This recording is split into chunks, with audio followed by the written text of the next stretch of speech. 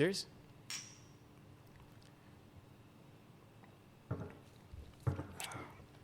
Cool. Ooh, finesse. Hey guys, how's it going? Welcome to another episode of Bebe Kumi.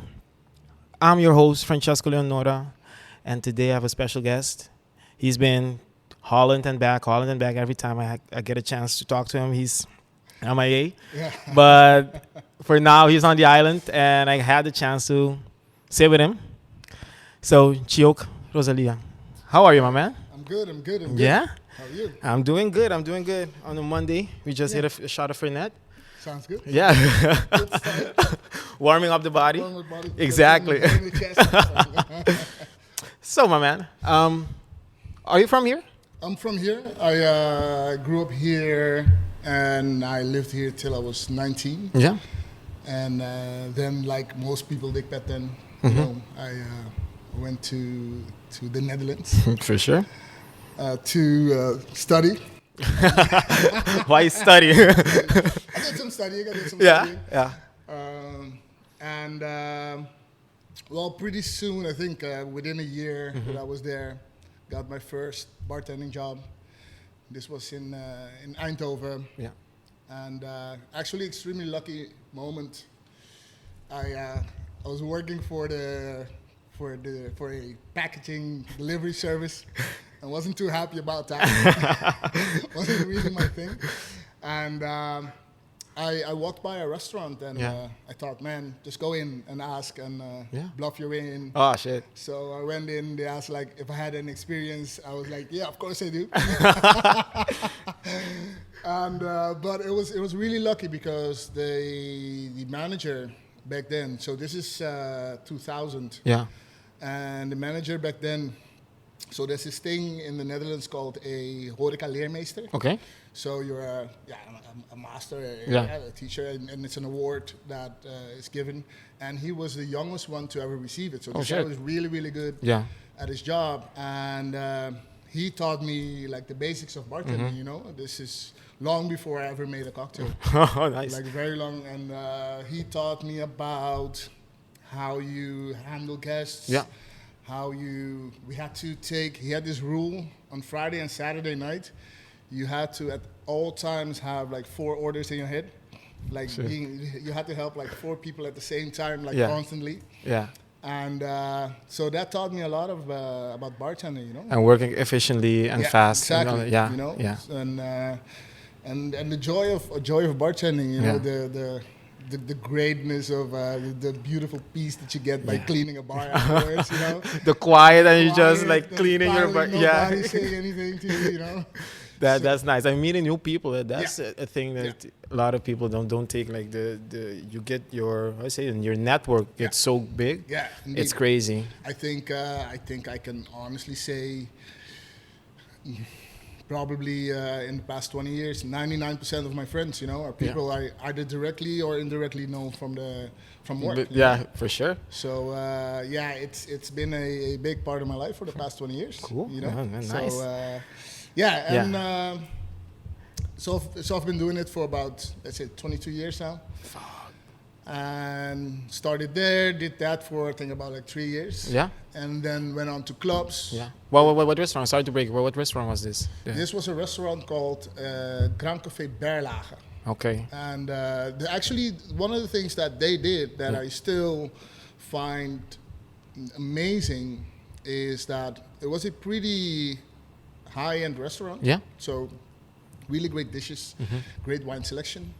And everybody really knew what they were doing. Yeah. Like great chefs. But on Fridays and Saturdays, we would like clear out the whole restaurant, like stack all the tables, stack all the chairs. Yeah. And a DJ would start and at around like 10:30. Yeah. And you'd have let's say at 11:30 there were like 400 people standing in there, you know, just going all out. And so you had to make that switch. Yeah. You know, yeah. From restaurant to like a bar, a club, to bar kind of clubby service.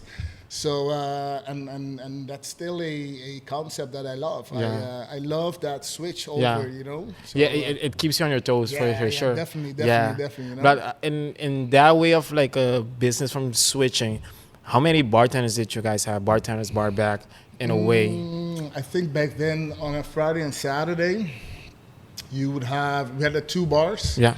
So there would be like 6 bartenders, 2 bar backs, and the manager himself, like helping everybody out. Oh shit. So it's a pretty big team. Yeah, it is like a very big team. Yeah. No shit. So before we get past that, what we're gonna drink first? We got the Dom Papa and the 1888. Let's start with Dom Papa. Dom Papa, sure. It's been a while. Yeah, I never tried it, man. So this is gonna be my first time. Nah, it's a beautiful rum. It's from, I think it's from, is it from Indonesia? Dom Papa. Let me switch it up. Aged, Philippines. Philippines. Yeah.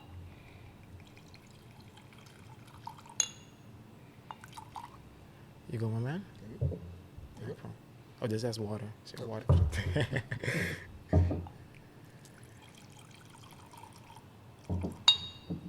It smells good. Ooh. Cheers. Cheers.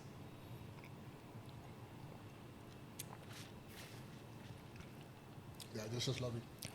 That's like a sweet honey caramel thing. Yeah, it was fun. It had like a bit of cherry in it. Yeah, also. No? Yeah. No, nice. No, I like it.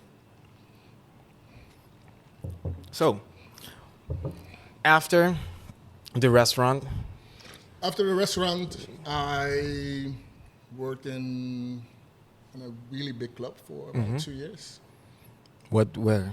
Also in Eindhoven. Mm-hmm. And I think we could fit like 900 people in it. Jesus. Yeah, like 2 bars. Yeah. This was a pretty big setup. Mm-hmm. You know? I think, if I'm not mistaken, it's a long time ago. I would say about 12 bartenders at the same time. And you had like an army of barbacks. Jesus. I think we had at least like 8 barbacks. It was insane. It was nuts. They had this concept that, you know, people pay with coins. So they bought the coins and then they pay at the bar, they pay with coins. So that means that you didn't give people change back, right? Yeah, so it goes quicker. Yeah, it's way, way quicker. Yeah. So so it was madness. This was insane. And, did you guys make cocktails at that? No. Oh, at this point, it was shit. just mixes. Yeah.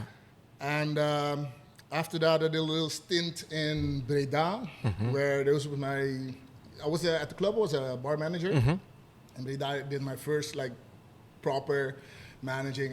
Gotcha. This was also like a bar in a restaurant. Okay. Yeah. Okay. Nice. And but I think the moment I took another step was I moved to Utrecht. Okay. After that, and this was a pretty big club. But they also had like one guy working there. He was part of the Fabulous Shaker Boys. Mm-hmm. Who are they?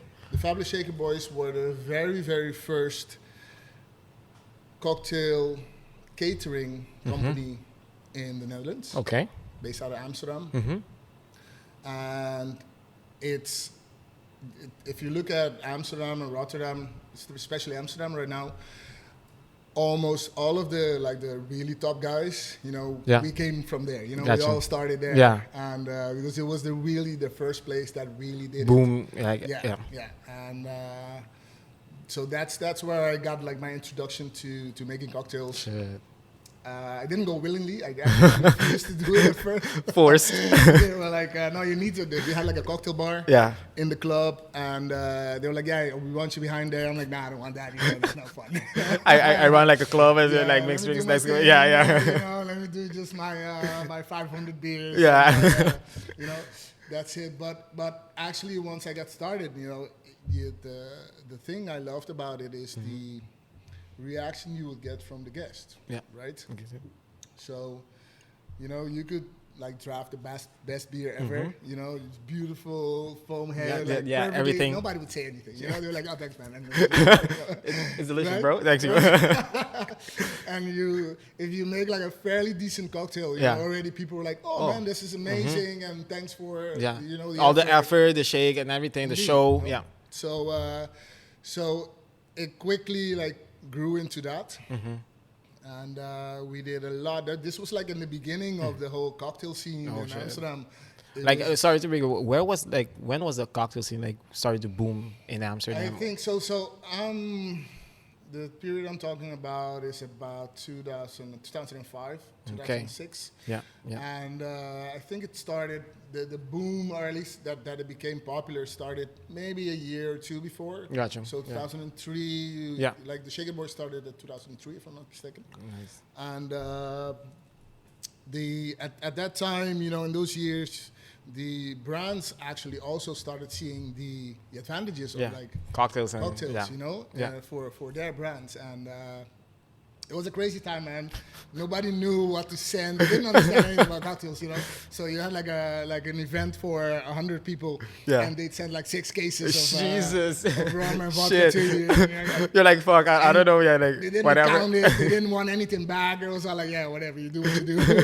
You get money, cool, man. Like Jesus, nah. So this was a crazy time, man. It was a lot of fun. Everybody was doing their best, and It was like, just a little chaos, but Yeah, and then nobody asked how much it just cost, and you were just like, let's ask 12 euros for it. I don't know, man, And they'll pay it. They'll pay it. They paid it, and it was cool. It was a really, really cool time, and I think you still see there's a bartender community in Amsterdam and Rotterdam, and it was all born in that time. We all worked together at that time. It was a really small club of guys and girls. Maybe 30 or 40 guys and girls. And so we all knew each other intimately. And we're still friends of us.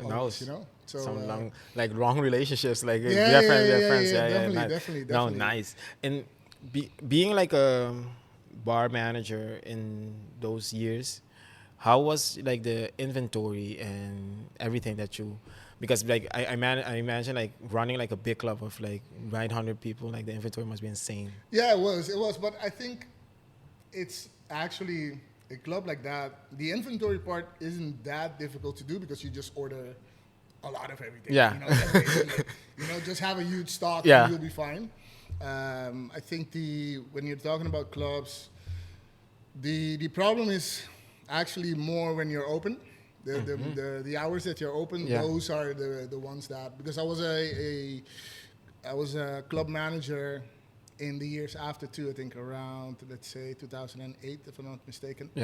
And there you notice that inventory is one, but to handle all the stuff, all the security, all the crazy things that happen, it's, everything breaking, stuff breaking. And, you have like 40 people working, and you need to manage all of them at the same schedules time. And stuff like that. It was that was a nuts part, and it's and that in a bar and a restaurant things can go wrong. But because you have maybe 100 people, it's fine. But when you talk about 1,000 people, it's another beast. It goes nuts, and sure. And plus in bars you have a more, I would say, a select clientele. So for sure, for each bar has their niche. Their people. Their people. So you might have somebody who doesn't fit in, but when you're talking about a club, you have like everybody there. You have like the really nice people and the shitty really people. Nice people too. And you need to keep everybody happy and everybody, for sure. At peace with each other. Jesus. So there were stressful evenings. There were stressful nights too. And long hours, right? And long hours, and very long hours. Yeah, like in like managing a club like that. How was your hours in I think it was pretty normal, back then. For us, for us in the industry. For us in the industry, there were normal hours, but still, I mean, it was a normal week would be 50 hours. Okay. And if you really planned it right, you would like get away with 40. Depending on how much staff you had, and how many other managers you had. But the hours, I mean, you were always done at 6:30 in the morning. And it was a sprint every night. Every night something happened. There's so many factors. Gotcha. So every night something went wrong, And you had to, and it was, I mean, the fun part of it is that you get to improvise, you know. For sure. Every night you have to. You know, you go like, really? I mean, I didn't see this one. Okay. The most randomest shit ever. Random stuff happens, you know, and yeah, you know, I mean, people and alcohol and crowds and alcohol. Yeah, you know, yeah. It gets wild. It gets wild. So, Yeah. So no, the hours were intense, but. I mean, back then, you know, I was way younger back then, of course. For sure. So you enjoy it much more. You know, you enjoy. You have the energy and everything. Have the energy for it. Yeah. You know, you don't have anything else happening in your life. You know. You're just like, let's go. Exactly. Yeah. You know. Now, you know, I have kids. You know, so that means that you have to be awake the next day and things like that. So I don't think you have to take a step back through all that. Yeah. So I don't think I could manage a club right now at this point, even though. Maybe with the wisdom of years, I might be. It become like maybe easier. Right? I think. Yeah. Exactly. You know? Yeah, for sure. As you get older, you get better at managing people, of course. Yeah. Too, you know, and you learn to see people for who they are and what they want and what they need. Yeah, for sure. So I think with the wisdom, it might have been easier at this age, but still, you know, the hours. It's insane, like that late night and no, 4 o'clock in the morning. Like exactly, that. Yeah. And you know, we had like weeks that you did, you know, especially, let's say, Easter weekend. Yeah. And it was actually pretty fun because the job I have now is a 9-to-5 job. It was really cool to be off on the Thursday and on Monday, you know. But usually Easter weekend was a heavy weekend, you know, because the club would be open and bars have that too, you know. It'd be open on Thursday, it'd be busy on Thursday, all the way up to Sunday. Yeah, you know? For sure. So it would be, you know, that would those days were insane. Yeah, you know? After that you're like, oh fuck. No, you had like take 2 or 3 days off. Yeah, for Turn off your phone and for sure. Nobody knows me. Like So no, those were crazy times. It was I must say it was fun. I enjoyed it a lot. You know, it was. But intense. Yeah. Like, was it ever? I ask everybody this, but was it ever a point in your like career that you ever said like, yeah, fuck this, and I'm gonna do something else? I mean, I don't think so. I don't think I had that point that was like, okay, I'm really, really done with this. At least not yet. Just like, I'm tired. Like, really tired. Yeah, like, tired. I've had it with places I've worked for and people I've worked for. Yeah. You know, you go like, okay, fuck it. You know, I'm not dealing with your bullshit anymore. You know, I'm out. Those I've had. I've had a few of those. Yeah. But the thing is, I used to have a design agency. Okay. That's design of? I studied industrial design. Shit. And me and my partner back then, we set up this, we call it like a creative group. And we had 14 members, with us 16. Yeah. And everybody had a different speciality, you know. We had an architect, a web designer, copywriter. Oh, nice. We had a music producer. All in one, you know, everybody working together, and it was really, really cool. But you know, so that was like my day job. Yeah. And I would like do bartending at night. And at a certain point, I mean, I think, I don't know if I have. I haven't worked full time as a bartender a lot. You know? Okay. Those. I've done it as a manager, but like the pure bartending. Yeah. I haven't done it. I've done it maybe in the past 20 years, maybe 4 or 5 times, and that was like a few months, you know. Gotcha. And what happened with the design industry, it wasn't going the way I wanted, and I got an offer from Brugal back then. Oh shit, nice. If I wanted to be their, actually the offer was to be their global brand ambassador.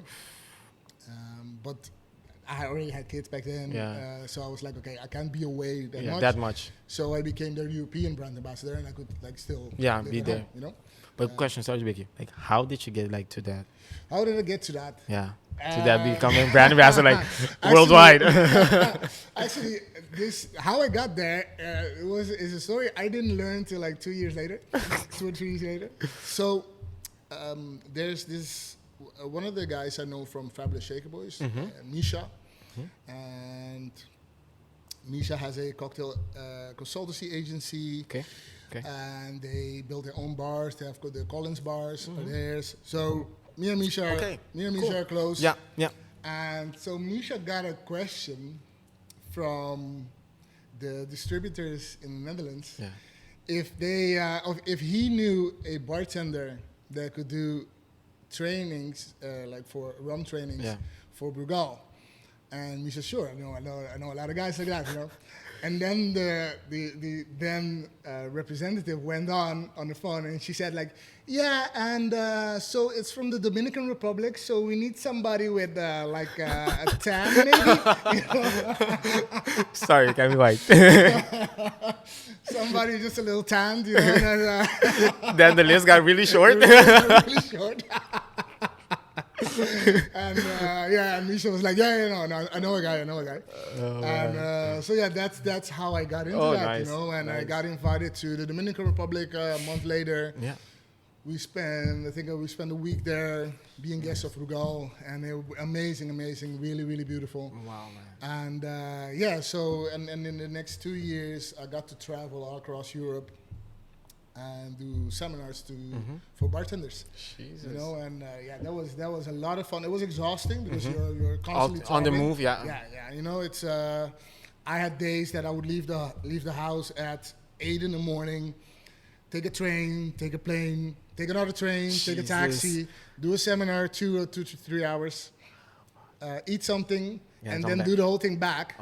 And then get home at 11 in the morning, 11 at night, sorry, you know? Yeah, so, no time to see your kids, no time to see nothing. You know, exactly. So, you know, spend 2 hours in, I think the worst one was in Switzerland. Spend 2 hours in Switzerland and then be back in Rotterdam, you know, and you're like, okay, so I've been away for, 15 hours for a 2-hour seminar, you know?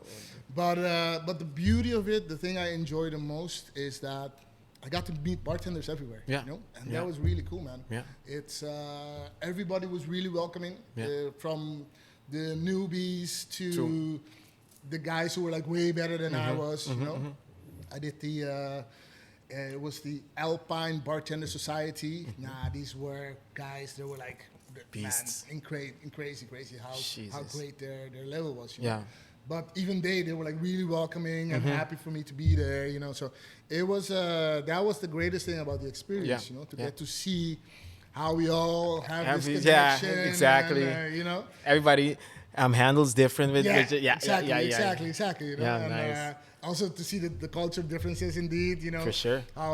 What it means to be a bartender, you know, what hospitality means in one country and the other country, another country, you know. So I enjoyed those years. Yeah. And was it because before you get into the seminars, learning about everything, you have to know the rum, the Brugal brand through and through. Yeah. Was that part of like starting up? Like was it difficult to get into it? No, at least it wasn't. I didn't feel difficult at the time. Okay, gotcha.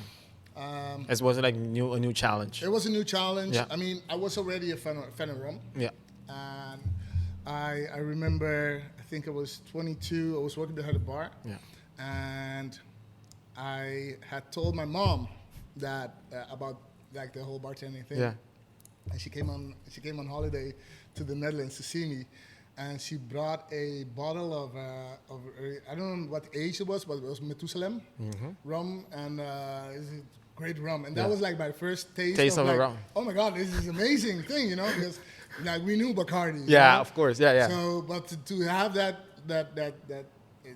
paradigm shift in your head, you go like, oh my God. So there's like better shit than out there. Yeah. Wow, you know, another level. So in the same category as Bacardi, you have this thing. Yeah. So from that point on, you know, I would like, whenever there was some money left over at the end of the month, basically, you know, or beginning of the month, once you got your money, you know, to go to the store and grab a decent bottle of rum. Nice. And enjoy it with friends. Yeah. And so I was already into rum. Yeah. Of course, you know, that's why Misha suggested that I do it. But to be honest, the really actual distilling process was new for me. Gotcha. Okay. So, but the guys at Brugal, so I went on that first trip. That was with a group of people from all over the world. Yeah. And then I took a second trip a few months later, just me. Yeah. And I went to see the master blender, and he just went through the whole process. I think it was like a whole afternoon, just the two of us, going through the whole process of every single thing that they did and why they did it and how they did it. You know, I had a million questions for him, and I was really glad I spoke Spanish. He was really glad I spoke Spanish too, because he didn't want to struggle with like English and broken English and like shit. Yeah. But and I got to see their aging, where they do their aging, but also their aging warehouses. Also started like distillery plant, and really get that in-depth explanation of like how it all works. You know, how exactly does it work? Yeah. And I mean, I still like struggle with explaining column distillation to like people who don't know what it is. Yeah. But I mean, I got to see it in work. And it's different than when reading about it, and then to be like present to see it. Yeah, like, so this is how it works. This is how it works. And that goes in there. And okay. Now like because I read like 100 times, like, but I'm still like, I'm still like a little iffy about it. No, you know, once you see it, you know. Like, so from being a brand ambassador from Brugal, traveling Europe wide. This was after the club, right after the club. Like it was. This was no. There was some other bars in between.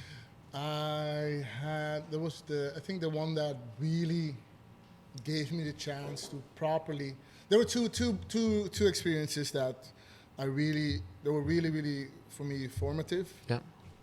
One was a bar restaurant in Rotterdam called The Level. Okay. And it's gone now. But this was the first, and at least one of the first proper cocktail bars in Rotterdam back then. Nice. But it was nuts, man. We had like two big stations, large stations. Yeah. And like almost all the cocktails were ordered with the waitresses, so you had like just a ticket running. Yeah. Ticket machine running. You didn't have to deal with no. Yeah, you had a few people at your bar. Yeah. But you know, maybe there was space for like 8 people at the bar. Gotcha. Okay. And about 80 to like on the tables. Jesus. Right? Okay. Yeah. And it was one of the cocktail spots at the time. One of the few, I think one of three maybe. And this was nuts. It was insane. We had like 4 bartenders every night, 2 stations, so 2 and 2. Jesus, yeah. And we would do hundreds and hundreds of cocktails. It was nuts. It was just pushing. Keep pushing. And I think what I learned there, which later came so in handy, is how to do quality but do it fast. Right? Yeah. I get that. And the lesson there was prep work. Yeah. You know, just have your stuff ready. You can go the whole night long. You can go the whole night. You know, you would sit down and just pluck mint for like an hour. You know, just sit there, you know, like 2 shopping bags from the market, and just sit there and go like, you know, keeping the tops. Yeah. For garnish, yeah. Your hands will be all black, you know, from that, and just an hour long, nothing but mint, and hours spending juicing, you know. So it was. That's also like, sorry to break it. That's something that always people get lazy about, like the fresh products, because it's the hours are long. It's annoying in a point. But it will give you like a better quality of cocktail. Yeah, definitely. And you know, I mean, the thing I try to like, especially like the new guys and girls, when they complain about that part, I was like, you know, enjoy the moment. Actually, you know, it's your moment of peace. You're getting paid. To just juice. Very, very simple work. You know, just breathe, think about your life, you know. What you're going to do tomorrow if you're off or something like that, you know. Enjoy it, exactly. Just, you know, make sure you keep doing the same motion. You know. It's got to go easy. It's like but indeed, you know, the to have the fresh products, it's so important. It's something that I think that we experienced bartenders definitely can taste it, and experienced chefs have the same thing. You know, they can really taste it and consciously taste it, and we go like, oh, this is not fresh. You know? I think maybe most guests won't be able to consciously say what it is, but they will taste like it's not as fresh. Of it. Yeah, there's something that it's not fresh. It's not a good cocktail. Yeah, it's exactly. like, okay, yeah, right. So that's why I love the mojito. You know, the mojito is if that cocktail, if you make it fresh and mint, right, fresh lime, you know, your ice is the way it should be. Yeah, perfectly balanced. You know, you have the sparkling water that hasn't been open for like 2 hours. You know, you just like you pour it. You know, it's such a beautiful fucking drink, man. It's something. When I get like a proper great mojito, I'm happy. I'm so happy. You know, for sure. So I think that's one of them that really shows, you know, the difference between fresh ingredients and not fresh ingredients. For sure. And, you know, I'm not one, I mean, I've had this conversation about, like, lime juice. Like, it doesn't taste well after 2 hours. I'm like, nah, man, you know, stop it, you know, whatever. But, I mean, you do know that, you know what I mean? Like, maybe you can pull it towards the second date, second night. You know, you do it on a Friday afternoon, and you put it in the fridge. Yeah. It might be okay on Saturday evening too. You might get away with it. Then on Friday already you start, you know, start to taste it. It starts to taste a little bitter, more bitter than the usual. Yeah. So, and that's also like management. You know, it's knowing, you know, how long your products can stay fresh in a way. And you know, like, okay, so normally we do this much on Friday, and normally we do this much on Saturday. Yeah, for sure. So let's do a little extra, and you should be fine. And if everything happens, it gets busier, you have your extra. The extra. Yeah. And if not, you know, you see, okay, Friday we went to more than we thought of because Friday was crazy, fun, and busy.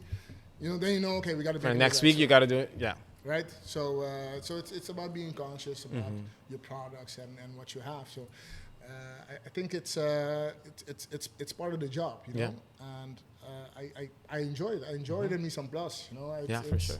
You know, it's also your moment to connect with each other. You know, and just talk shit. What happened to your date last night? You know? Exactly. You know, I saw you looking at that girl or that guy. You know, for sure, you're like talking shit and all the night long. Yeah. You know, so it's a lovely moment, and I say definitely enjoy it. You know?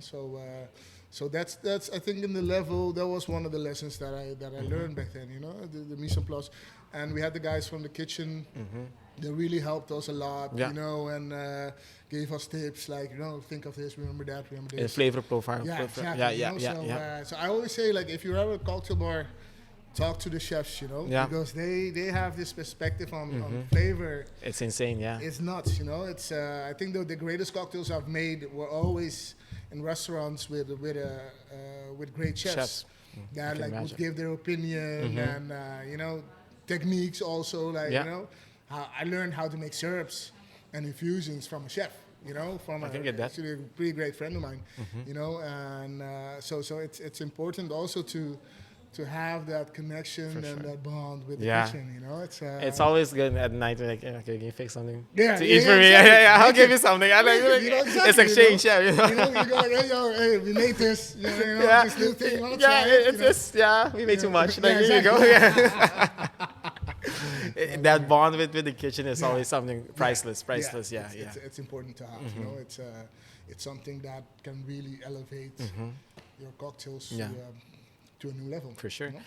Coming back, I think we drove off the question. I think, like, was it a time that you ever felt? No, I don't think so. So as I said, I that's the way my brain works. You know? One thing. I get it. Need to have, like, no worries. Things going on. Even though I hated that question, you don't get it anymore. But till about like 8 or 10 years ago, you'd always get that question at the bar. So, and what else do you do? Like, girl, come on. Leave me alone. Fuck off. So no, but no, I don't think so. You know, I tell people sometimes, you know, someday I'm not gonna do this job anymore, and I'm gonna miss the drunks. You know, I'm gonna For miss sure. the drunk conversations between two people not listening to each other. Yeah. You know, I'm gonna, And you're the one like listening to you're the whole not conversation. listening, Yeah. you guys have no idea what he's talking about. You're saying the same thing. Right? Yeah. I'm not gonna say anything. Yeah. This is too entertaining. Exactly. For sure. For sure. No, but I must say I still enjoy the work. I mean, I'm 42, so the knees don't bend the way they used to anymore. You know, Can lift all those like the cases and everything. I say, like, you know, I'll make a list for the stock list, you know, but I won't bend down and actually do it, you know. That's a young man's game. Yeah, for sure. Well, But, yeah. like, you do that. No, but I enjoy the interaction still, and I enjoy the work, you know. I enjoy, like I said, like the first place I worked in. I really enjoy that idea of, you know, you giving a really high-end service in a restaurant or in a quiet cocktail bar. Yeah. You know, that you really take your time For sure. to make it beautiful fashion. Yeah. The way it should be. Yeah. You know how much ice you you want. want, yeah, One yeah, more ice? yeah. No. That's fine. You know, You stir it you just stir it the right. way you Yeah, want yeah, it. You're like, no, yeah. that's enough. Oh, that's fine. You know, You have that patience to make Exactly. something perfect that Exactly. that you would You know, enjoy. I enjoy that a lot. And then the switch to, can I have 15 beers, 17 gin and tonics, and fucking give me 20 shots of tequila too. You know? And you're like, okay, there You're you like, go. Yeah, And then easy. 21, one for me too. You know, so I enjoy that switch too, Yeah. still, you know? Yeah, I yeah. enjoy that rush to, you know, you have like 10 people waiting on you, and you're just like going to your max. Yeah, like, and let's seeing go. how fast you can go, and just like go. And especially if you're behind the bar with like proper people, you know, you have like you know, Like a genuine connection, a bond with them. Right. It goes. You guys don't even have to talk. It you just know, go. You're just flipping by, you know. Yeah. Bottles are going by your head like this far, and you don't care, you know. It'll be fine. Yeah, You know, yeah, you know, I yeah. trust them. If he hits me, like Yeah, whatever. it's Yeah, fine, yeah, it happens to. yeah. But that rush you get, you know, I still enjoy it. You know, I still love it, and I mean, I've been doing it for 22 years, I can do so that. even with like my oldest one is 15, so even with the kids, Yeah. I'm so used to it. You know, I'm so used to like, okay, getting home late. And then you sleep a few hours, Yeah. take the kids to school, then you get to sleep a So bit then- more. you yeah, know? yeah. But it's a life that I've done for so long. So no, I don't think I don't think I've No? had that moment. I've definitely had that moment with people that you Yeah. know, like I am never working. Don't talk to me. Don't tell people you know me. You know. I'm That, never working with you. know, Okay. if you see me come in the car, don't cross the road because I might hit you. You know, We all I have might that not moment. brake. We all You have know? that point, man.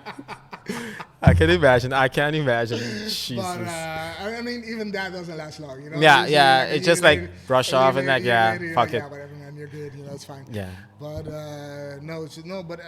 the job itself, I still enjoy it a lot. I still and I've had some shitty moments, you know. Yeah. We've had people go crazy, literally try to kill you. You know, you're like, what is going on? Yeah. here? So randomly, like, yeah, On a random Tuesday evening, you're like, what is this? You know, I've had fires. My hands definitely aren't what they used to be, you know, with the pieces misses. yeah. You know, Caught them every night. Caught Yeah, it every you know. once a night. Yeah, you I know, get that. I miss it like at least like a few pieces. You see it here. This Yeah. one, this Jesus, really miss yeah. it apart. But you don't know. No, man. I still enjoy the work. Yeah. You know, it's fun work, and it's I you know, maybe I'm biased, but I think their hospitality is something that so very few people can do well. Yeah. You know, right? Yeah. Yeah. Yeah. So hospitality is something that so very few people can do well, Yeah. and I think even it's up there with the work that cops do and the work that nurses do. Yeah. You know, because you have to be social, Yeah, for sure. right? So you really have to be, and not like social, fun social, but really be good Interacting, at social interactions with strangers. Yeah, for sure. You know, people you don't know. You know, you need to have that. Calm them down. Calm them down. You need to be the one to keep your calm. So you have to be kind of zen. Yeah, yeah. And sometimes you just gonna want to scream at them like, exactly, get the right? fuck away. Yeah. Okay, you calm down.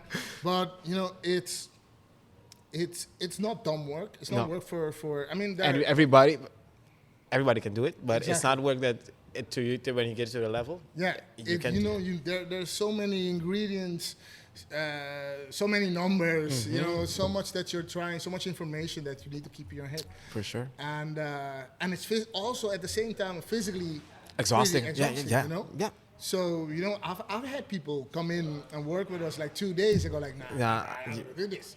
This is horrible work. You know, how do you guys do this? It's not made for everyone. That's the thing. So all the criteria needed to be good at this job.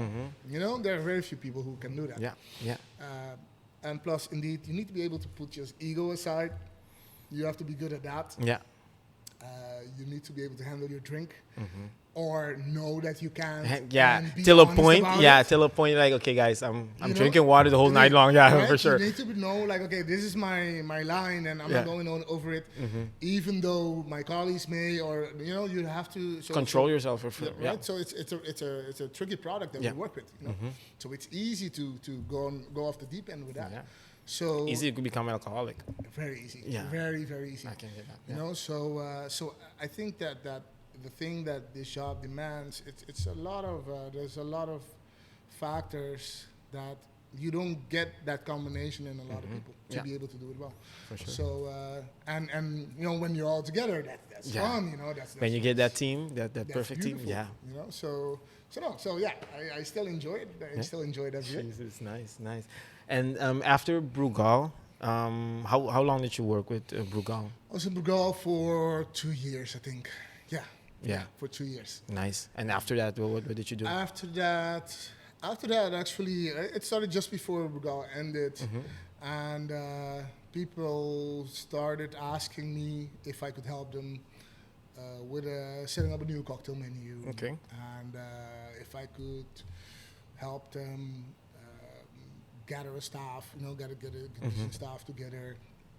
So I kind of rolled into that consultancy thing. Gotcha. And because I already had the design background, it was quite easy because to me, I get that. Yeah, nice. Design with bartending combined. Both things you like love. Yeah. Exactly, I get right? it. Yeah. So I moved into that, and I would say, so that's, let me think, maybe the past 7 to 8 years. You've been doing only that? Yeah. Shit. And is it difficult to design a proper bar? And how to say it? Design and equip a proper bar? Well, I mean, the easy answer is yes. Hire me, pay me. No. Let's go. No. It is. There are a lot of factors. I mean, I think for us, if you've done it a lot and you've done a lot of different bars, worked in different bars, you get a sense for it. For sure. You get a sense like it's mostly about efficiency. Yeah. You know, how do I set up this place that I can help as many people as possible? You know, I can serve as many people as possible in the amount of time that I want. For sure. Right? So, and of course, that difference for every bar. You know, you have like high volume bars, everything needs to be quick. You know, the more high end, maybe hotel bars, you're looking for a higher level of service. So it doesn't have to be as fast, but then you want to create a certain atmosphere. You know? So and the quality has to be like, So that's a bit of the choices that you have to make, depending on what kind of place you want to be. For sure. I would say the difficult parts are, to me, the most important thing is the staff, right? And I think that you need to, it's important. I mean, we don't always get the choice, right? You don't always get the choice of people, but you really have to aim for that. Yeah. you know. And hey, the old saying, if you pay peanuts, you get monkeys. That one is so true, you know. And that is a lesson that I see everywhere. You know, we see it in Amsterdam. I've seen it here. I was in Dallas last summer. I did a consultancy for there. The same thing. You know, in Dutch they say, goedkoop is duurkoop. At this, you know, if you hire cheap labor, and you run the risk of really getting a staff that will ruin your bar or your establishment. For sure. I mean, that's not to say that you should only hire really experienced people. That's not it. You know, there's this saying by Anthony Bourdain, I think skills can be taught. Character, either you have it or you don't. Yeah. Right? If I'm not mistaken, that's it. And he cuts right to the heart of it, you know? For sure. I can teach everybody how to make the craziest cocktail with crazy infusions and nitrous oxide and everything. The weirdest stuff. I can teach you how to do that. You know, I can teach you how to do that. I can teach you how to adjust it. I can teach you it's all that can be taught, right? But the passion. However, the attitude, the character, personality, now man, those things, if they're wrong, that's never getting out of there. For sure. You know, and the passion for the job itself. You know, it's you need to have somebody who wants to do this, and you know who's excited, driven to like You know, I've worked with barbacks that were this guy. We had this evening. It was his second evening. The other bartender called in sick. We were like, nah, it'll be fine. It's gonna be quiet anyway. It got really crazy busy. It was this guy's second, and I'm still friends with him. This was his second day behind the bar. And he just turned to me. I'm in the mud. I'm in the weeds. Man. And he turned to me. He's like, yo, don't you want me to I can make some stuff. Just tell me how to do it, and I'll make it. And I explained like 4 cocktails to him, and he just rocked that night. He just rocked it, you know. And actually, after I left a few years later, he actually became the bar manager. Nice. And really cool dude, you know. Shout out to Guus. If you ever see this. Dope. That dude was amazing. He was amazing. And but like to show like the contrast with that, the other side. I've had a bartender walk in with all the credentials, all the experience, and during his trial shift, the barback was swamped. And I went like, dude, because it was his first evening, you know, I was like, hey, yo, I see the barback swamped. Can you like get a quick round of glasses? Because he won't make it, you know. And he went like, no, man, I don't do that. And, wait, what? What did you say? He said, no, I don't do that. You know, I'm past that stage.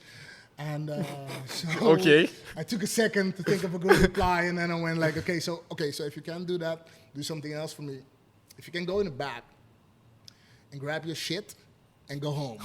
I mean, okay, you don't have to go home. Just get out. Yeah, just get out of the bar. I don't care where you go. Yeah. To be honest, you know, just get the fuck out of here. Yeah. You know, so that shows you that I prefer to struggle than like right. So attitude and character, you know, those are the important things, and I think that you do need to have some experienced people. Yeah. Right. But at least humble. Right. Yeah. People that understand the work and know and also that enjoy teaching others. You know. Yes. Because I've had that too. I've had that too. People go like, nah, I'm not gonna tell him anything because then you like threaten my job, you know, and like that. Why you here? Yeah, exactly. Why we paying you? We're paying you for your experience, for you to share with everybody. If you're not gonna do that, well, might as well not have you here. Right? For sure. So I think it's important to have that balance between the two. But yeah, so as I said, you know, usually when setting up a place with a consultancy thing, that was usually my focus. Yeah. You know, if you could get that right. If you could get the staff right, and it is complicated, but you know, if you can get that one right, usually you will be okay. But in getting staff in your consultancy, like I think you travel around Europe and I think to the States also. What would you do with getting staff? Did you just send something out, or you just like go searching for somebody? Well, I mean, I think in my experience, it's usually you need to have either you have the network, or you need to get somebody who has the network, right? I get it. Yeah. So that is the easiest way of getting it. You know, I've gotten lucky a few times getting people just walked in off the street. Yeah. You do have those. Yeah, you like, know? hey, I'm Like, ready to hey, work. you know, never done this before, but sounds good, you know. And I once had a girl. I had a interview with her. Yeah. And she was 20, I think, and had never worked in hospitality before, just in retail. And I remember her walking past the window, and just her whole vibe. I was like, man, I hope it's you. I hope it's you. And she came in, and she's like, I'm like, yeah. She's talking. I'm like, I really don't care because I already hired you. You know? Like, yeah, you want to know more? I'm like, not really. You know, I got stuff to do. Yeah, you just feel it. You just come feel back it. tomorrow. Yeah. You know, you got the job. You know, you don't need to. No, but so you can get lucky like that. Yeah. But usually it's your network. And so for me in Amsterdam and Rotterdam, it was pretty easy. Yeah. Right? Because your network was, my network was big. I knew people who knew people who knew people. And so you would like, it was not easy, but at least you had a network where you could like get staff from. So I think that's the easiest way to do it. Social media helps a lot, of course. For sure. In these days, and except for that, it's part luck. It's luck for a big part of it. I would always. I mean, the difficulty about it is that to the timing of when you start headhunting, or you start recruiting, it's quite difficult to do. You know, because the thing about openings is you're never 100% sure that you'll be open on that date. That date, yeah. So you have to be. You can't tell people like, you know, quit your job and come work for me. Yeah. Because you're not sure. You're not sure, right? And if you make that commitment, I feel like you do have to start paying them, you know? So, immediately when they, right? So you have to, that's why you have to wait till the moment you know, like, okay, we're pretty sure we're going to open on the 1st. Yeah. And it might be a week later, but that's fine, you know? You can handle that. And in the last week, there's always work to be done anyways. So it's fine to... But it's a tricky thing to know when to start. But also you have to give that gap of because you have to train and also right? Indeed. Yeah. So it's the timing of it is difficult. Yeah. And so I usually tell like first time owners, don't worry too much about opening night. Yeah. You know, you're gonna be understaffed. Shit's gonna go wrong. Shit's gonna go wrong. Yeah. Like horribly wrong. You know, you're gonna get blindsided by the weirdest stuff. Shit. Yeah. You know, and they're like, really? We didn't, you know. We didn't see this? Yeah. You know? I've once started and the like 2 hours before opening, I'm putting the bottles on the shelf behind the bar. Yeah. And I noticed that the shelves are too short. I think it was just like the amaretto bottle. That's the only thing that fit in You're between. like, fuck. Fuck me. You know? Everything got to go to the top shelf. Exactly. Like, improvise. No, you know, so always the stuff will go wrong. Yeah. And, you know, and I think, I don't know, I can't speak to Curacao yet, but definitely Amsterdam has this, that people give so much value to the opening night and really like, oh, it has to be perfect. No, man, just like a month in, you know, then you got to be good. Yeah. You know, then you have a month, you've had a month to fix your stuff. Yeah. Make sure you work then. Yeah. You know, make sure that everything works then. And, you know, forgive yourself a little bit for the first 2 weeks. Exactly. You know, it'll go wrong. It's going to go wrong. And a lot of people see when something opens up, it's more of like, I tried it when they opened up. It was shitty. The service was shitty. But I always give the place a second chance, a second or third chance. Because you never know what happened in that day or that anything could have happened. You're like, okay, it's like their first day, they rock and roll something and it just happened. But afterwards, I give a lot of places second chances and it was fantastic. Exactly. You know, I think the best places in the world, the best bars I know, are those that kept working on it. You know, they kept from day 1, day 2, day 3, year 1, year 2, year 3. Yeah. Keep improving, just a little bit, just a little bit, just a little bit. For sure. And you know, if you keep that going, you know, you get to be a great place. Yeah. You know, and I think people are pretty forgiving in the first. I mean, they'll, on the one hand, they judge you immediately. Yeah. But you do get second chances. For sure. You know, you do get that. If you say, you know, it went wrong, but you keep going, they'll give you a second For sure. chance. And afterwards, a friend of theirs is like, yeah, I went to their place and it was delicious. It was delicious. You know, like, oh no, we were there the first night, and then immediately you get the answer, but that's probably the first night. You know, they're doing great now. You know, and then you get that second chance. For sure. Probably won't get a third one. Yeah. You know, if you fuck up the second chance, like, yeah, that's fucked.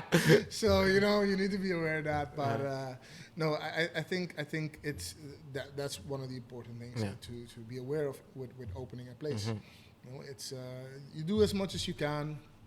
I think if you to come back to your question, like, is it difficult to design a bar? I think one of the important things, and I think most people kind of get it now, but if you look like 10 years back, it definitely wasn't there yet, is the idea that it's an experience. Yeah. You know? And you have to think about everything. I mean, it's I understand that you might not be able to afford everything already, but you need to think about it. You know, you need to think about, okay, so where's my bar going to be? What are the people going to do? Where are they going to stand? You know, where are they going to sit? If they sit and it's busy, how does it look? If they sit and it's quiet, how does it feel? You know, where's the staff going to walk? How are they going to, you know, what's the route? That one goes wrong so many times. Yeah. You know, what's the routing for the staff? Oh, sure. You know, for the order. You know, when you get an order, you got to take it to the table. How do you walk? I never thought about that. Yeah. How do they walk? And for example, where you put your register is so extremely important. Yeah. Because and it's not something you think about. No, exactly. That point is where the staff will be the most. That is in the whole floor. Yeah. That's where, if you like take it every second where they are at, and you add that the whole night. Yeah, is it register? They're gonna be at the register. So, what can you see from the register? Right? Do you see people leaving? You know, I've worked in places where people left without paying their checks because you couldn't see them from from the register. Yeah. You couldn't see them leave, and they couldn't see you. Yeah. Right? So I'm sure some of them left not thinking to steal, but you know, so you know, as I said, I worked in a place. People left without paying their checks. Yeah.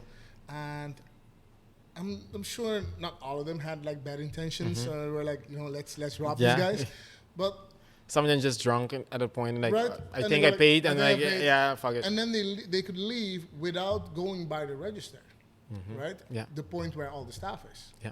You know, you had tables. I've worked in places where you had tables that you couldn't see from the register, right? So those people didn't get any attention because when you go like this, nobody saw you, right? Because they weren't there. Yeah. So things like that. You know, where's your register? How do you walk from the kitchen to the table and back to the dishwasher, right? How's the flow? How's the flow? Yeah. Do you cross each other too many times? You know, what's the route you take? So that one is such, you know, where do you exit the bar? Yeah. That one, I've seen those that go wrong so many times. And the problem with that is that architects aren't bartenders, and they know how to make a beautiful space, you know, but they don't think about that because they've never had to do it. Exactly. Right? Yeah. So and even interior designers. Even interior designers. Yeah. Yes. You know, they've never had to do it. So they create a space that might feel great to sit in. Yeah. But it's not efficient. It's not efficient. It takes a long ass time to get your drink because that person has to go all around the place. Take your order, go all around, back, and then do the same thing again. You know, while if you had an opening on the other side, for example, you can just go. Just go that. And the thing is that those few seconds they cost you thousands of guilders, for sure, euros. For sure. Why is that? Because the drink is slower. They will order less, right? Because people have a limited amount of time that they're in your place. Yeah. So. How many drinks can they have in 3 hours? Well, it kind of depends on how much they can drink, but also on how fast the drinks come to the table. Exactly. Right? Sometimes normally a normal person can in an hour they can drink. The first hour is two drinks, and then the other hours is one drink. Yeah, exactly. Right? So you have like 4 drinks in 3 hours in a way of speaking. Exactly. Yeah. Right. So you have to be able, in exactly the way you're saying it, they have to be able to get those 2 drinks in within that first hour. Yes. Right. So if it's too slow, and that's because of the efficiency of the way the place is set up, you're going to lose a drink per table, maybe even per guest. You know, but let's say even per table. You know, if you calculate that to a year's revenue, that's a lot of money. Yeah.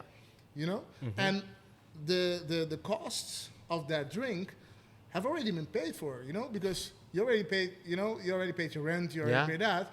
So whether it's 2 drinks or 3 drinks, the rent is the same. For sure. Right? So that third drink is important. You know? Yeah. That really helps you a lot, you know?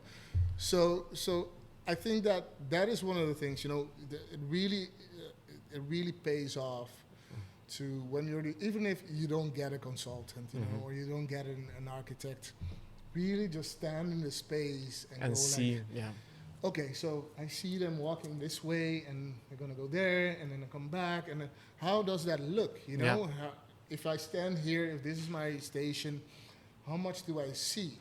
You know, important. Where's the bar back? How does the bar back gonna go? Does the bar back have to go through the crowd, or is there another? And of course, you know, there's never the perfect ideal situation. Yeah. Right, but you do have to constantly make those choices. Like, okay, so the bar back's going to be a little busier. Yeah. But, okay, we'll take that if we can get a little more efficient with our service. Yeah. You know, or for clubs, for example, you have to think the other way around. Like, there's the bars have to be restocked so many times during the night. So the bar back definitely has to be, you know, has preference. Behind the bar and everything. Behind the bar, you know, that he really needs to be able to get, or he or her really needs to get from the storage room to the bar in a very efficient way. Yeah. Right. So it really depends on the place you have, but you have to take that time in advance. For sure. And go like, okay, so how exactly are we going to do this? You know, how is it going to feel to be here, and how to be that, and you know, it's so many factors that you don't. Even me, when opening the bar, it wasn't like that much factors in my mind. Because afterwards you will realize like, oh shit, you could have done it different. You could have done this. You could have done that. And now it's just you just have to adapt to the way and make it better in your way. That's the stuff. No, exactly. And I mean, as I said, you know, there's never the perfect situation. It's never there, right? So, and as I said, the bars that I know, my favorite bars in the world are all bars that kept improving. For sure. Right? So, you know, you keep getting better and making it better and making little changes that and sometimes large changes that improve, you know, your service and improve the experience for the guest, and also importantly improve the experience for the staff. Right? People have to enjoy working there. Yeah, you know? that's the thing. And I've seen like a lot of bars that they just leave it to the architect or the interior designer, and then afterwards they will call in a bartender or a very experienced person, or you know, a consultant, and then you can do nothing else with it because they already made the bar. The bar is already made, and you're like, what am I supposed to do with this shit? Exactly, just put in stations and fridge? Yeah, exactly. I mean, was it ever a point that you just walked in and just like everything is already done and just like, yeah, fuck, why am I here? No. Of course, definitely. I've had moments that I walk in and the first thing I go like, this is not gonna work. This is not gonna work. Yeah, what do you mean? Because we're gonna make it. It's not ready. No. It was this bar in Rotterdam, and we all talk about this because like most bartenders in Rotterdam have actually worked in it. And it was such a horrible bar to work in. Jesus. Because it was an island bar. Okay. And like all 360. Yeah, all 360. To all the architects out there, will you please stop that shit? Because that hey, bro, it's horrible, man. It's horrible. It's hell. It's hell. You don't have enough space, right? Because the diameter of a circle inside is smaller than outside. Exactly. Right? And if you have a straight bar, it's the same, right? So Yeah, that means yeah. that it's smaller inside. So that means that you have less space for your stations, for all of that, for all your bartenders. Yeah. Less space for fridges, for storage. But at the same time, you have more guests waiting for you than anybody can handle. For sure. Because you have people standing behind you. Yeah. Right? Thanks. No problem, man. Before we continue, what are we drinking? This is this used to be my favorite product, man. This was, you know, Brugal makes great product in general. I love the company. You know, of course, I used to work for them, but you know, they were such nice people. But also they have this commitment to quality that I enjoy. You know, and they're definitely not the only ones, and they're not the only one rum that does it. I mean, you know, I've met people from distillers from all kinds of rums. Yeah. Even the ones that have a bad name, you know, the distillers are great people who really know what they want to do, right? So you might enjoy the product or not, but you know, there's quality behind it. You know, sure. I always say about Bacardi, you know, it's you might talk shit about it because you don't enjoy it. Yeah. But this product, these guys know exactly what they're doing. Yeah. You know, I can imagine. You know, there's a thought behind it, there's a philosophy behind it, and whether you agree with it or not, that's something different. But I agree with the philosophy of the guys. And so this one, it's double aged. And if I'm not mistaken, because it was like 5 or 6 years ago. But the second aging is in sherry casks. Shit, yes. And you get to taste that. This was my product. This was my baby, man. This was, you know, you get to the seminar. Yeah, you're like, and you're talking about everything, and I keep it in the back. You know, and they taste the white one first, and then and they're like, yeah, okay, it's good. And then I would go to even the really old one. Yeah. Like the 12 and 13-year-old one. Yeah. And then the guy, this is like the prototype of a aged rum. Yeah. And they go like, that's good. And I go like, so we have this product right here, and I want you guys to taste it. And then they'll be like, bam, you know. You're like, oh shit, this is it. This was my baby. This was my clincher. Oh, you know, man. That was the perfect one. Gosh, so yeah. Cheers.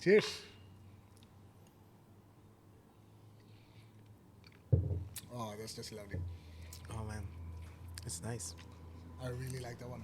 It's not that I don't know, but I felt like it's gonna be sweet, but it's not as sweet. No, but it has that sweet smell. Yeah, it has. Yeah, exactly. Right? Yeah. And then once you taste it, I'm like, okay. And the thing I like about it, like, you know, aged rum that are like aged for longer than these. Yeah. They have more that woody taste. Exactly. And if that's what you're looking for, there are ones that will fit that palate better. But I love this one that you get that flavor, and then it kind of like mellows out. Yeah. So what does it mean when they say that it's double aged? Well, I mean, the thing about aging in the Caribbean is that you can age something definitely in the warmer climates. You know, you have some rums. I think Zacapa is an example. They do it in the islands, so exactly. It's colder there. Yeah. Normal speaking, in our climate, there's no point of aging something for longer than 8 years in one barrel. To keep the liquid in a barrel for more than 8 years doesn't add anything, right? Like after the 6th year already, you're just gonna say like more wood, more flavor. No, nothing is gonna happen because the wood will be spent. Okay, gotcha. Right? In Scotland, where it's colder, right, you can go for much longer. I get it. Yeah. But when you're talking about rum in the Caribbean, like 8 years is usually the max. So that means that if you want to have an older rum than 6 or 8 years, like some rums are 25 or something like that. Exactly, right? Yeah. Then you need to age it 2 or sometimes even 3 times, right? You need to take it out, put it in a new barrel, or like there are ex-bourbon barrels, usually, or ex-sherry casks, they used to. But put it in a different barrel and give it another 8 years. Right. Okay. It's also very tricky because you lose a lot. Okay. If I'm not mistaken, you lose about 6% a year on average. So a lot of times they would open a cask and it's empty. You know, it's after 6 or 8 years, it's just gone. Everything's gone. Evaporate like. It just evaporated and just disappeared. Right. So it's It's like heartbreaking. yeah, it is. It is. That would hurt, You're right? like, Yeah, you're ready you're like, for it. you're like, You that's right. Like You waited 8 years, and I'm like, yes, now's the moment. And you go like, no, nothing. Like fuck. You know, just some dust. Jesus. No. So no, it's yeah. So it happens actually a lot in rum that Okay. they do have to do that double aging Gotcha. because you can't get higher than that. Yeah. You know, it's almost impossible to do. Yeah. You know, the wood doesn't do anything more after that. Gotcha. Right. So in general, everything above 8 years, even if it isn't on the label, it's usually double aged Gotcha. to get that. Gotcha. Nice. So, going back to consultancy, yeah, we were at the point like, yeah, it's walking in and everything is done already, and you're just like, yeah, it's not gonna work. No. But being consulting different bars and everything, did you ever get a point to like, okay, the way that the concept is looking, it's not gonna work, even though did you ever, or you ever get them like the chance? I mean, you do, of course.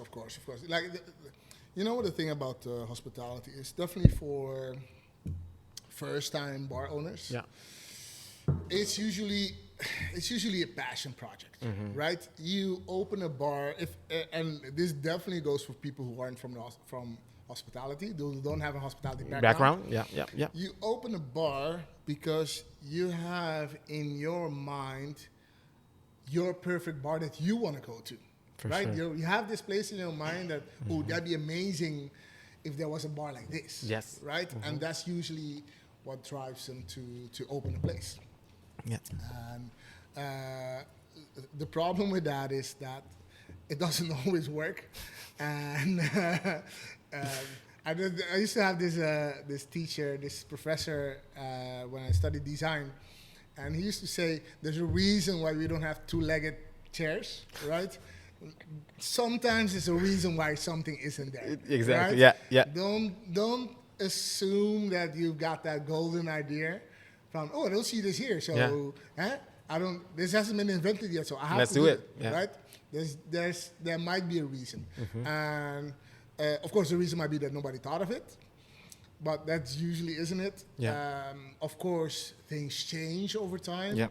So, the market changes. You see that here on the island. The market has changed so much in the past 10 years. For sure. Right? For So if 10 years ago you couldn't open a cocktail bar, now it works. Yeah. Right? So the market does change. And the same happened in Amsterdam and Rotterdam too.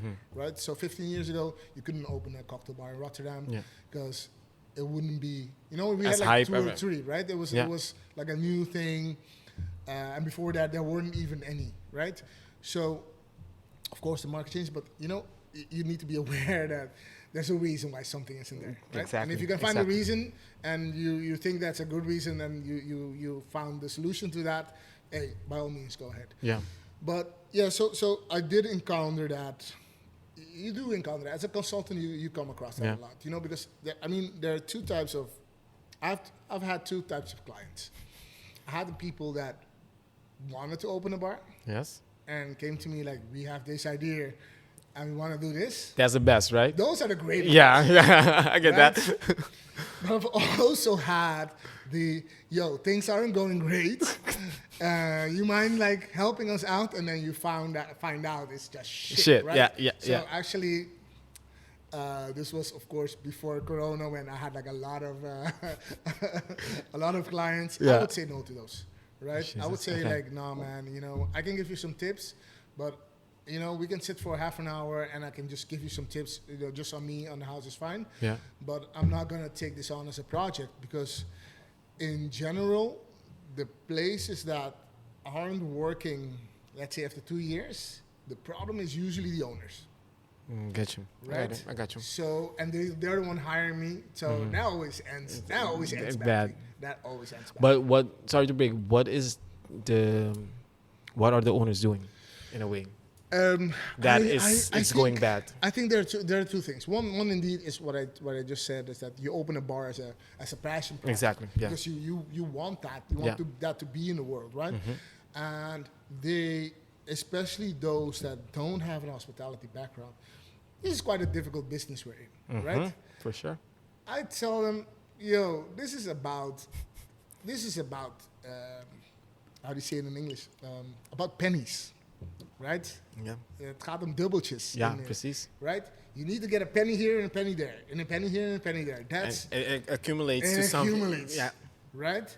So you need to be aware of every little thing that can go wrong and can go right. Yeah. And how do you get a little penny from this and a little penny from that? For sure. And it's at the same time, I always tell them it's horrible work. It's right? shady work. Yeah. I'm like, you're not gonna sleep for the first year. If Yeah. you're lucky, it's just a year. Yeah. You are not gonna sleep because you can't, because there are constantly 20 things that you need to do. Yeah. Right? Yes. And after a year, you've seen it. And then you can start managing it. managing. Yeah. And you already know, like, okay, so Christmas might be this. Yeah. And I think personally, it takes about 3 years before you can go like, oh, I know how this works, and I'm fine, and it's fine. But it's heavy work, right? And so I think that's one part that most owners get wrong. Yeah. Is that they have a concept that works in their minds because that's who they are and that's who your friends are. Yeah. Right? And I always tell them, like, who's gonna come here? Your friends? Your friends? Yeah. Are you gonna earn? Are they gonna come enough and spend Every enough? weekend are they? Every weekend? Yeah. Right? In Amsterdam it's different, but because we have like the climate there. But the example I gave is like, listen, okay, so the ideal guest we all want is that 27-year-old girl, right? That 27-year-old woman. That's her. We want her. Yeah. Right? Because she brings her friends and she brings guys or all that. She has a job. She's single or not, that doesn't matter, but she doesn't have kids, so she can stay long, and she has the disposable income. That's who you want. Okay. Yeah. So let's say we're talking about Amsterdam, Rotterdam is the same thing. So you want her to get out of work on Friday after a heavy week of working, go home, take a shower, get all dressed up in her best clothing, and like do her thing, do everything. This is why this example works with women better. You know, they put more effort. Exactly. Like we just right? Like shirt, like shirt, let's go. Right. So you want her to put in all this effort. Yeah. And get on a bike, right? Because it's in Amsterdam. It's the middle of November. It's kind of raining. It's kind of cold. You want her to bike to your place, get there, and order a wine for €5 while she lives next to the fucking Albert Heijn, where she can get a decent bottle of wine for €5 and stay home in her sweatpants and just chill. Yeah. So what is it that you and your concept have? You got to create that environment. That actually gets her to come here. Yeah. That's you know, and not only that, there are hundreds other places that she could go to. For sure. So what is your plan? What's your strategy to get there? Yeah. Right. So a lot of times you see that they have an idea. They kind of take it to a concept. Yes. But they don't take it to a strategy. Okay. Right. So you see that is one of the things they go. It stopped at the concept. It stops at the concept. Okay. The second part is the importance of staff. Yes. Right? Yes. And the way I say it is, listen, you don't sell beer. The Albert Heijn sells beer. Van der Tweel sells beer. Centrum sells beer. You know, they sell beer. Yeah. You sell service. You sell somebody bringing you the beer and hopefully also knowing something about the beer. Making a joke. Making a joke about it, being nice about it. That is what you're selling. You're selling that person. You're selling access to that person. That's what they're paying for, right? We're not paying to get a beer. We're paying because we can get a beer at home, right? What we're paying for is that because most of us aren't gazillionaires, we don't have butlers, right? We don't have servants anymore. You know, we don't have slaves anymore. Than God. Right? Those times are gone, right? So you don't have anybody bringing you shit. Yeah, exactly. Right? Yeah. So for the price of just a few guilders, you get to go outside. For sure. and somebody bringing you that beer. And that's what you're paying for. So, and that's where you see a lot of owners missing that point. Yeah. You know, your staff, that's the important part. Yeah. The way the place looks, it's nice. The kind of beer you have, it's okay. The music, yeah, it's pretty important. But I mean, even that, you can get away with that. Yeah. Your staff, if they're shitty, they're not coming back. For sure. You know? Oh, nice. So that's the one I see go wrong the most. Going to work, is it a gamble? You mean for starting a business? Yeah. Starting a business. Well, I mean, I think you know these days there's so much information to be found about strategy. Yeah.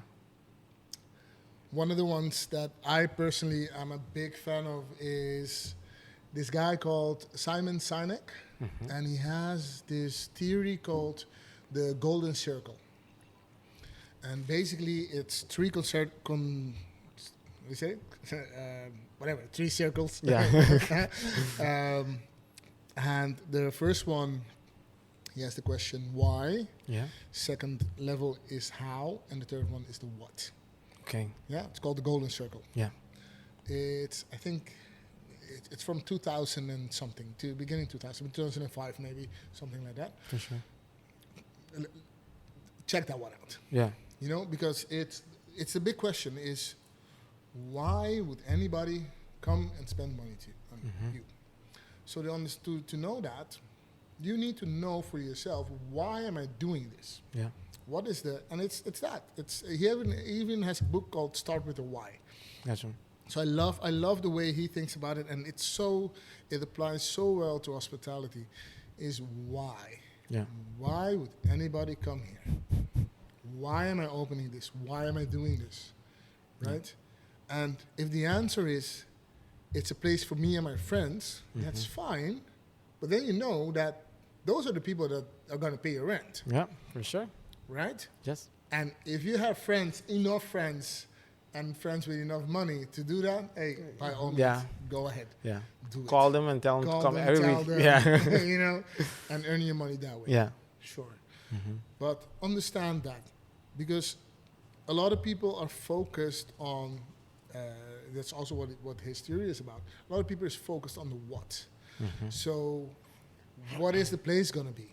So it's going to be this, and we're going to have this color on the wall, and we're going to do these cocktails, and we're going to no. You know, those come later. Yes. Answer the question, why? Why am I doing this? Why would anybody work here? Why would anybody come here? If you can answer that, then your chances for success multiply by 100, right? Okay. Because you understand what your guests will be. For sure. You know? Yes. And then you also know which kind of cocktails you're going to make. You know how expensive they're going to have to be. You know all those things if you can answer that first question. For sure. Yeah. Right. So that is I think that if you want to start a bar, understand that part. Yeah. Okay? Second part is it's a business. It's a business.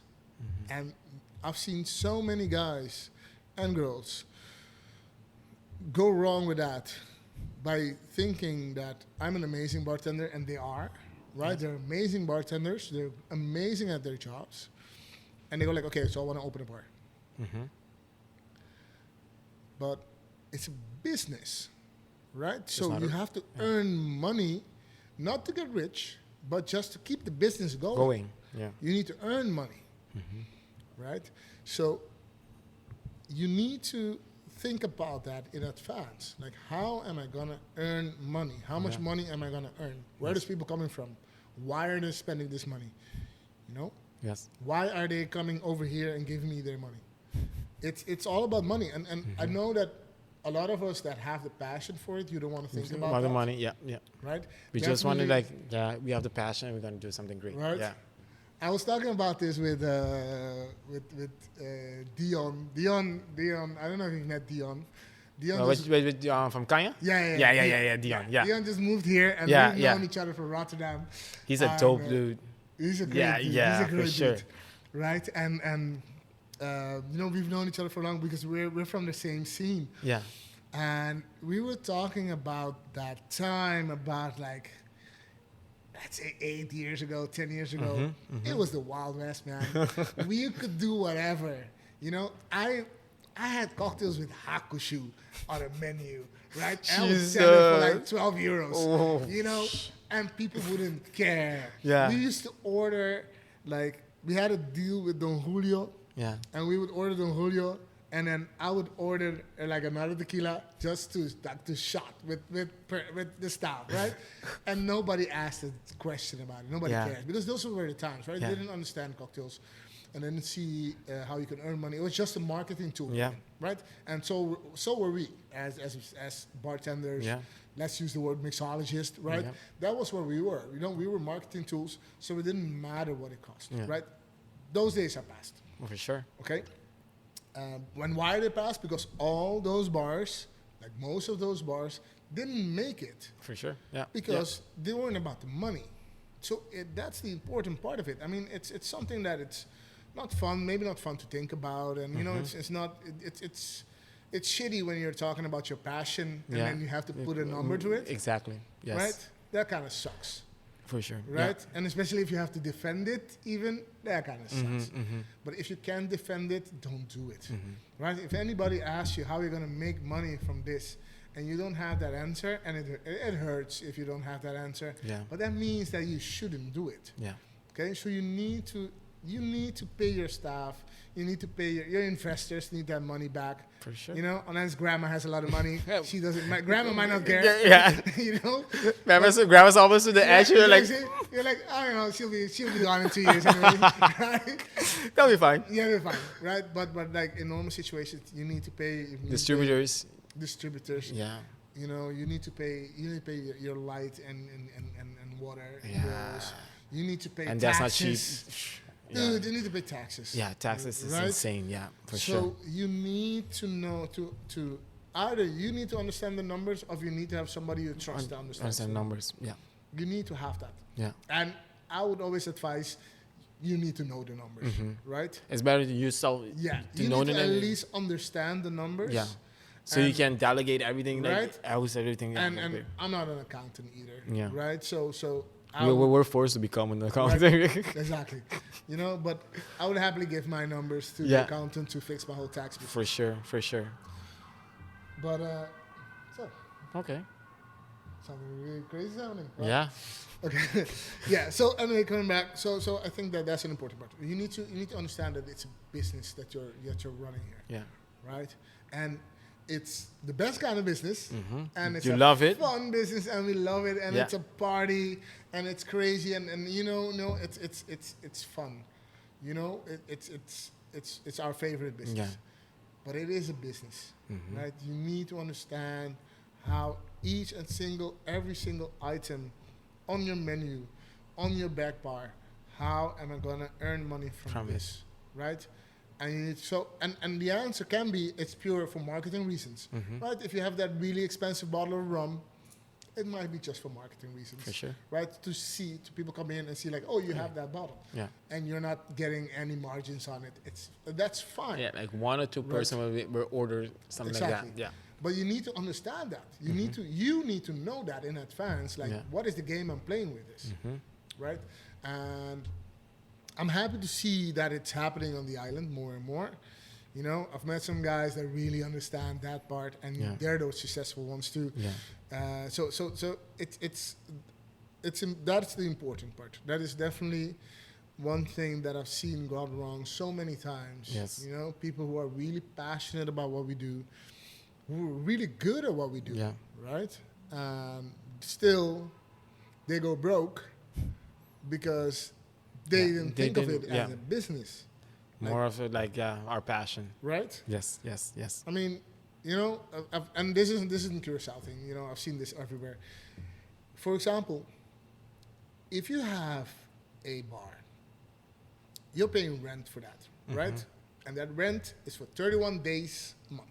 Yes. Right? That's what it is. For every single day, you're paying rent. If you're only earning money on a Friday and a Saturday night, you're probably doing something wrong. Yeah. The ones that get away with that are like the huge clubs. Yeah. They get like mass, and you can like for the whole week you get like, if you can get like 20K on a Friday in 2 night, days, you're fine. You're good. Don't worry about Tuesday. Don't worry about that. You'll be good, man, right? You gotta be close like the whole week. Yeah, like it's fine. I don't care. But if you're not, if you're a small bar, you can't do that. For sure. There's no way you can do that. You can't get away with that, right? So that is one of the things that I've seen go wrong so many times in the past decade, you know. And what is your advice for that type of scenario? There's this joke, Chappelle joke. Diversify your bonds, man. diversify. Yeah, no, you have to have more streams of income, right? If your place is gonna be empty anyway, you know, man, do some lunch. I don't know, man. Yeah. Just events. You know, events. Yeah, trainings or workshops, whatever. Exactly. Whatever you got to do, you have that place that's available to you. Yeah. Make sure that you earn money. You know, that you earn revenue during those quiet times. Yeah. Exactly. Yeah, right. For sure. So that is an important part. It's like to find out what else can we do with this, right? And it doesn't matter what it is, man. I mean, make it a gallery. You know, art gallery if you want to, like, whatever it is, you know, find a way, and it is a hustle, you know? To get people in, Exactly. You just have to like sometimes just play with it and see what works and see what works, see what doesn't. Yeah, exactly. Right, until you find something, but keep at it because unless you have a really low rent, generally speaking, you can't make it on just 2 nights. You know, it's not enough. Yeah, for sure. It's not enough revenue. And the even the worst part is that you won't be busy every Friday. No. Right? Like, so like these days in low season, it's like everybody's really quiet. It's not the same. Exactly. Yeah. So one bad Friday will ruin your month. For sure. You know, you're fucked for a month at least, you know, because of one bad Friday. Yeah. Right? So you need to be aware of that. You need to have contingencies. And the other thing is, you know, one thing that I think that this goes for every entrepreneur is it's always your fault. Know that. It's always your fault. It's always your responsibility. Yes. Right? Whatever happens, you can't blame anybody else. Right? I mean, it could be an earthquake, right?